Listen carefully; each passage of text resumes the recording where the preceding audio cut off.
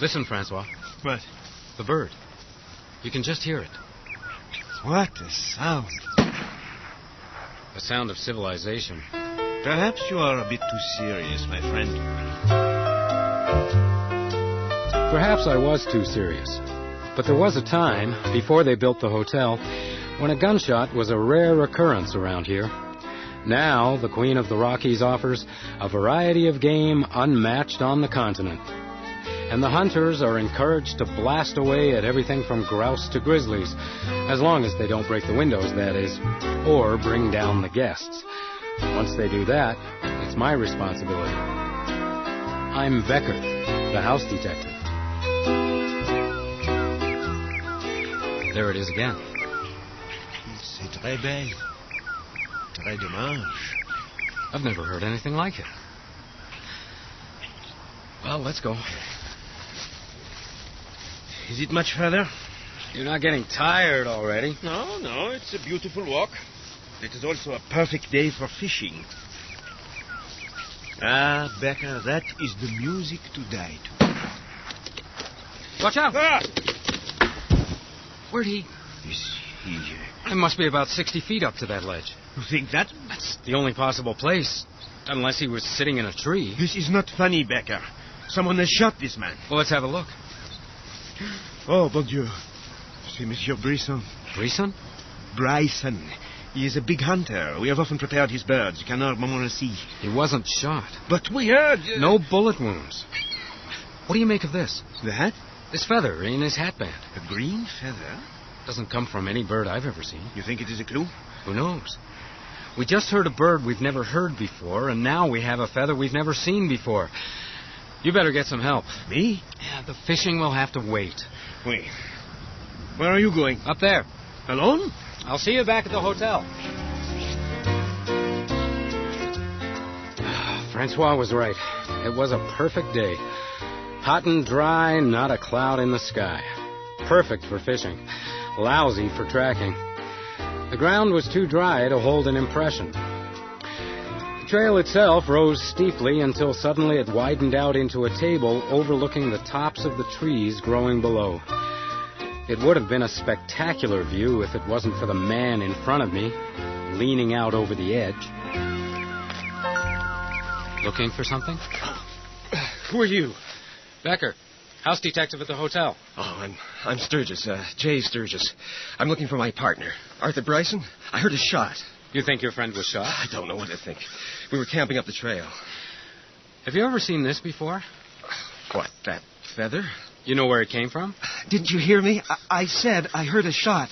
Don't you think we should be looking? No need. What do you mean? You see how the branches are broken on that pine? That one there, about 6 feet out? Yes. That's where your friend's body hit on his way down. My God, down there? Someone pushed him very hard. But I heard a shot. So did I. But he wasn't hit. Are you certain? Yep. What do you make of this? Those holes? 6 of them. What's that got to do with anything? Arthur's dead, Mr. Becker. What's anything got to do with anything? I don't know. Sometimes I think you fasten on a detail to prevent the shivers. I was guessing that feather meant a lot to Arthur Bryson. It might tell me why he was on that ledge and why he ended up 60 feet below it. If I could get it to talk. Well, I knew one man who just might speak its language. Whiskey Dan O'Malley.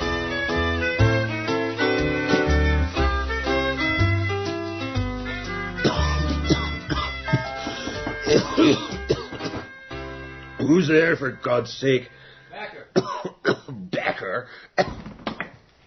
Becker. I might have known. Who else would wake a man so early? What time is it? No, don't tell me. Sit down. Sit down. It's good to see you. It's good to see you too, Dan. I was afraid you'd be out on the trail. Influenza. I don't suppose you brought a draught of something medicinal with you. I've been dry for over a year. You're disgusting, Becker. I wonder you can bear yourself, Mordens. Next time. I'll consider that a promise. Now, what did you say you wanted? I want you to look at this. A feather? Oh, this is a beauty. Where'd you find it? In a hatband. Whose hatband? Well, it doesn't matter, Dan. He's dead. Arthur Bryson. How'd you know? Word gets around fast, Becker. Besides, I've got a small interest in Mr. Arthur Bryson. He wanted me to find him a bird. Tells me I'm the first guide he's ever approached. And? I says I'm flattered, but I'm not about to help you with that. You turned him down. If a bird's so rare I haven't seen it, it's definitely too rare to kill. So you can't identify this feather? Afraid not. Damn. Don't give up so easily, Becker. There's one man staying in the hotel. Knows almost as much as me. His name's Morrison. Dr. Chester Morrison. All right. Thanks, Dan. But, Becker, you treat that old man like fine china. I've guided for a lot of men, and he's one of the few this side of the grave I respect.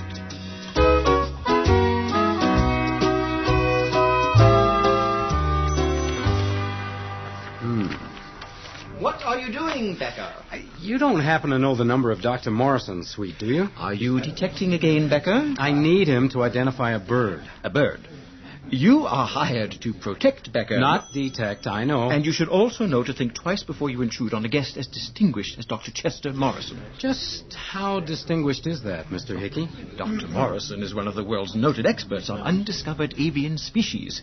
I have clippings on him that go back to my first days as manager of this hotel.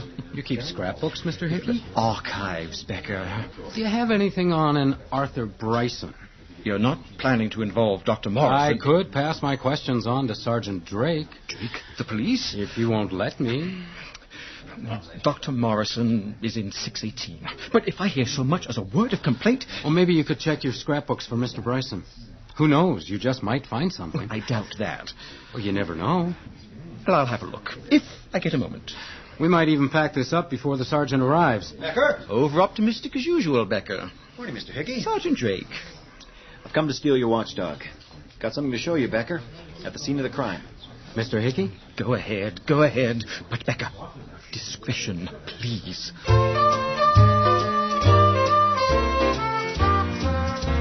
Whew, that's a bit of a climb. Good for you. So, what do you got? Over here. What do you think? Very handsome rifle. Where'd you find it? Hooked in the branches of one of those pine trees down there. He must have fallen with it. Or someone threw it after him.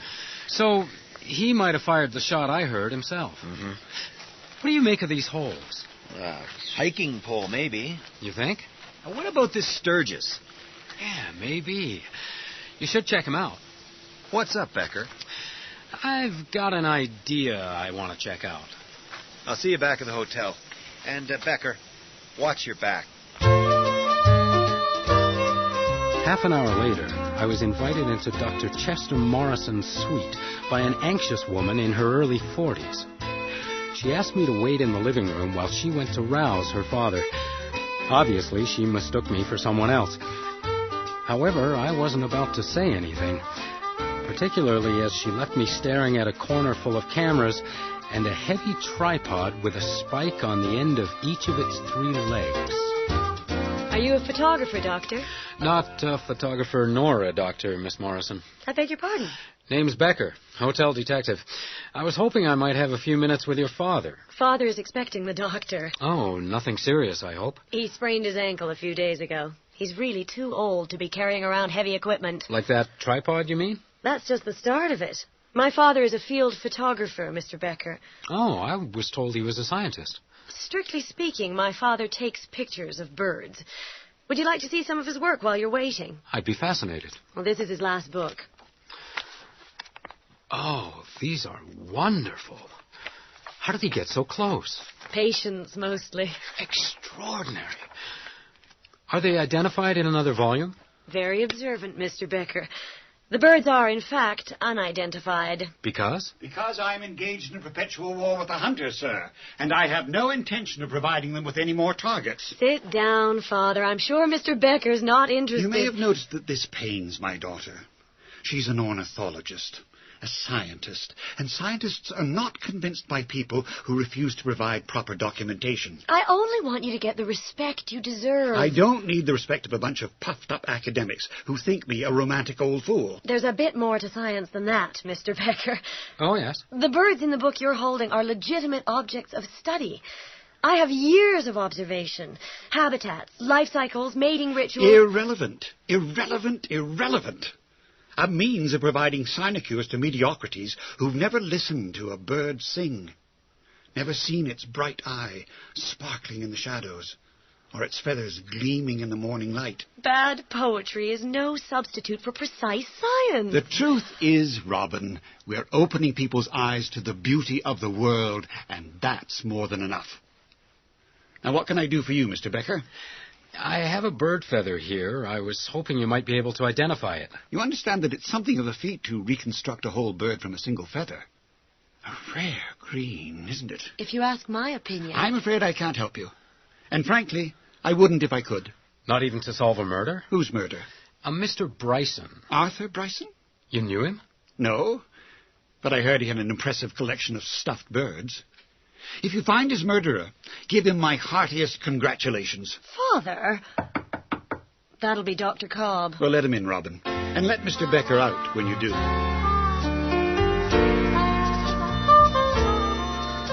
So, Becker, what have you got? Not much yet, but... Well, you can quit looking. Sturgis inherits the whole business. What business? Bryson and Sturgis Brokerage. Sounds good, Neil. It's a sure thing. I think this is what we're looking for. Scrapbooks. My personal archives, Sergeant Drake. I have here a newspaper dated September 14th, 1920. It reports on a speech given by Dr. Morrison to the Arts and Letters Club of Toronto, in which he denounces hunters. Well, he hasn't changed his tune. But particularly those hunters who have taken to following him around in hopes of bagging an unknown species. Bryson? It's just what I thought, Becker. So, I checked the hotel records, and I found that Mr. Arthur Bryson's residency coincides with Dr. Morrison's on 3 out of 4 occasions. So Bryson was following this Morrison around. And Morrison knew it. Looks like the odds are changing, Neil. There's a real frustration in being a hotel detective. You can't press too hard. I mean, I couldn't run back to Dr. Morrison, grab him by the throat, and demand the whole truth. It wouldn't have worked on him anyway. He was a tough old bird who wasn't about to sing. Well, perhaps he was just protecting his flock. But then, maybe he had something else to protect. It was time to seek some help from my friend Jimmy.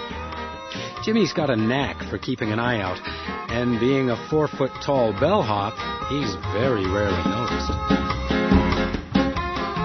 It's 10 o'clock at night, Becker. And you're doing something important, I suppose. I'm halfway through The Beautiful and Damned. Sounds steamy. Scott Fitzgerald. You should give him a try. All you gotta do is keep an eye on the old man. I only follow him to the doors, Becker. I don't do so well outside. Well, in this case, you're not likely to have a problem, seeing as how he sprained his ankle. So? So if he is walking, leave a message with Francois. Thanks, Jimmy. Hey, hold on, Becker. There's a little matter of my fee.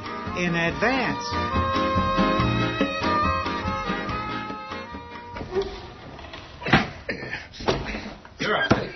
The Americans, my friend, they are so proud of their simplicity, but they demand such impossible dishes.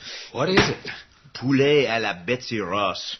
A terrible thing to do to a chicken. It's a bad time to be a bird.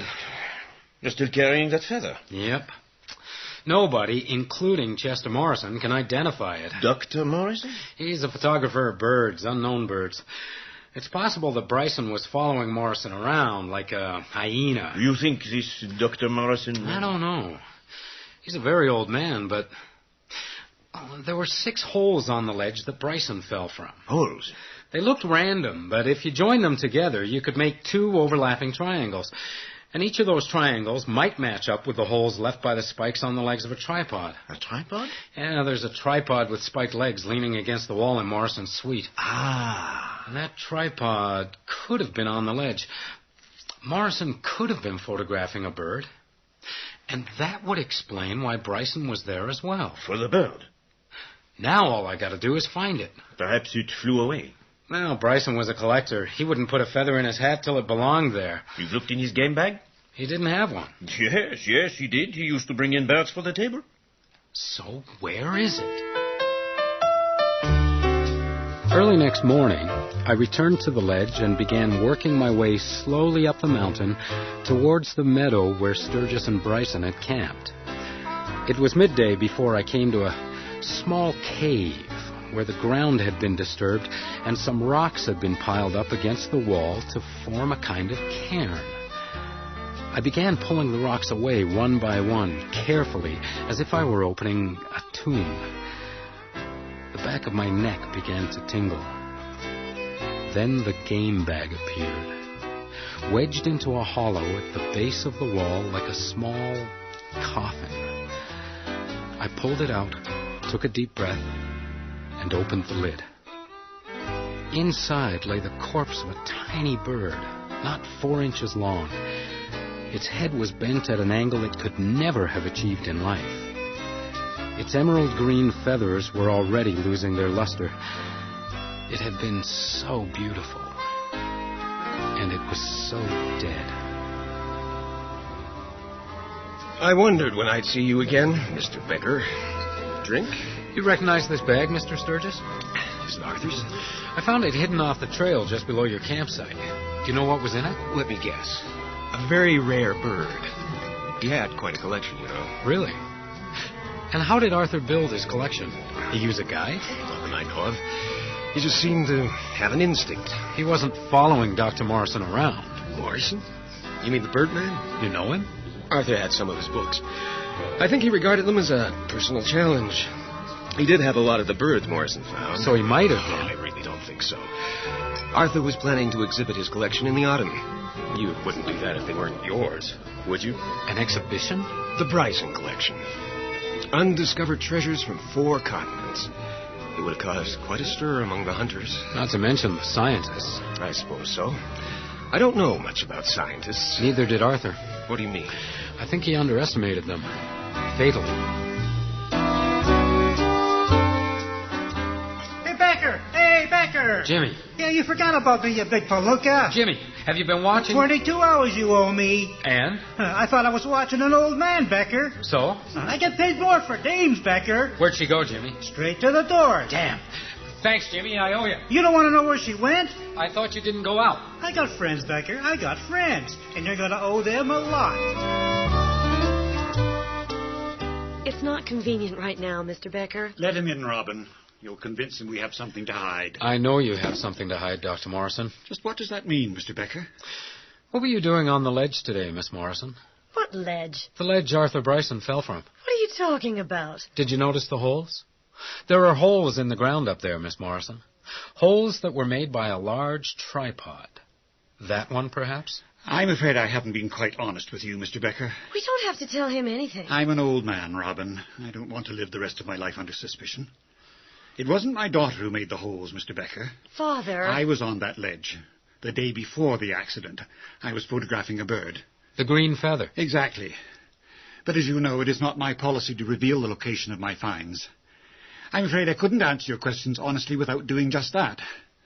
I don't know if that helps. It doesn't tell me why a man fell. He doesn't know, Mr. Becker. He told you.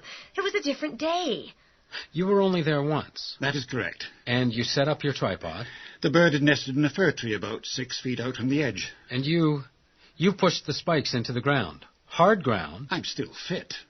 Then you noticed that the camera was in the wrong position. Do you think that I'm an amateur, Becker? This is all beside the point. The nest was in plain sight. You didn't have to move the camera? No. So the second set of tripod holes were made by someone else at another time. Second set? Mr. Becker's suggesting. I know what he's suggesting, Robin. Did you go back again, sir? Yes, I'm afraid...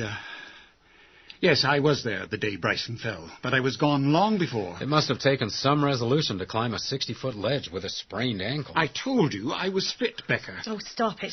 Just stop it. Robin. Don't you see? He knows. He knows I was on that ledge. Is that what you wanted to hear, Mr. Becker? Be quiet, Robin. My daughter would not recognize Bryson if she saw him. Oh, she would, sir. She's been providing him with information for years. Information? What are you talking about? Birds, Miss Morrison. Birds and where to find them. That's ridiculous. Then how is it that Bryson has an extensive private collection of your father's discoveries? Well, perhaps we've not been as careful as we thought. She's been helping Arthur Bryson for a long time. She's been... This is impossible, Robin. Tell him this is impossible. That's what I am telling him. Why would I do that, Mr. Becker? Because you're a scientist, Miss Morrison. And you're frustrated by your father's refusal to respect that. Bryson's collection was going to provide the scientific credibility your father lacked. I don't care about scientific credibility. But your daughter does. My guess is that she had an agreement with Bryson that would have returned the collection to her sometime in the future. When I was dead, Robin? But something went wrong, didn't it, Miss Morrison? You found out Bryson was about to hold an exhibition of his collection. The Bryson collection. He was going to rob you of all possible credit. He might even have exposed you to your father. So I pushed him over a cliff. No, but you refused to give him any further information. And how did you arrive at that assumption, Mr. Becker? Because he did something he had never done before.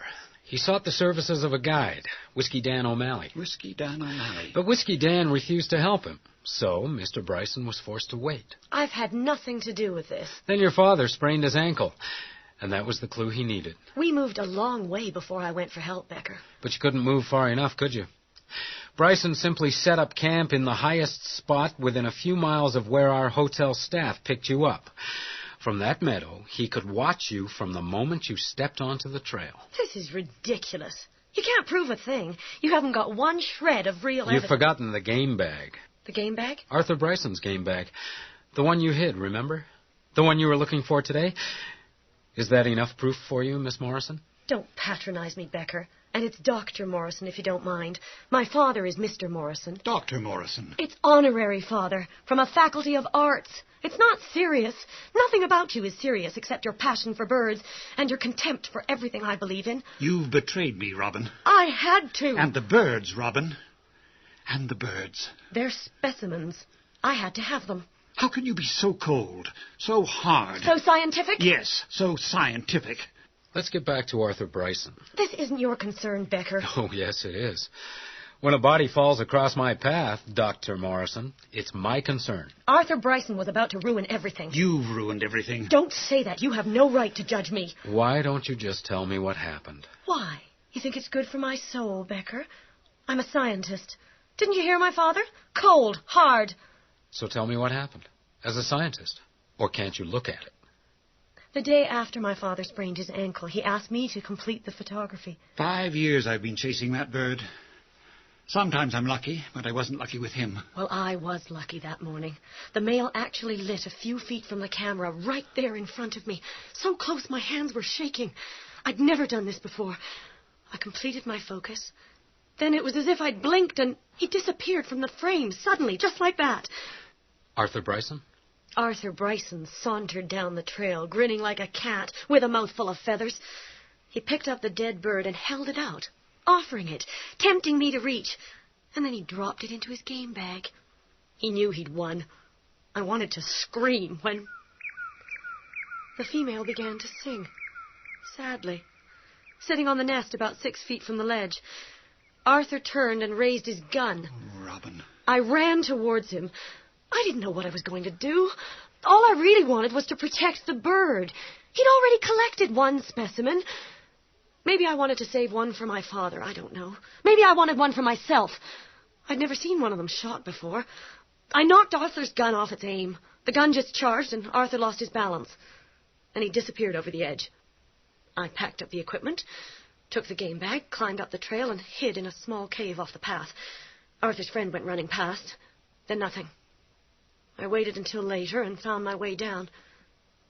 You know, Becker, when I think of that bird, and my father here, and Arthur Bryson falling off the ledge, Bryson is the thing I feel least concerned about. Oh, Robin.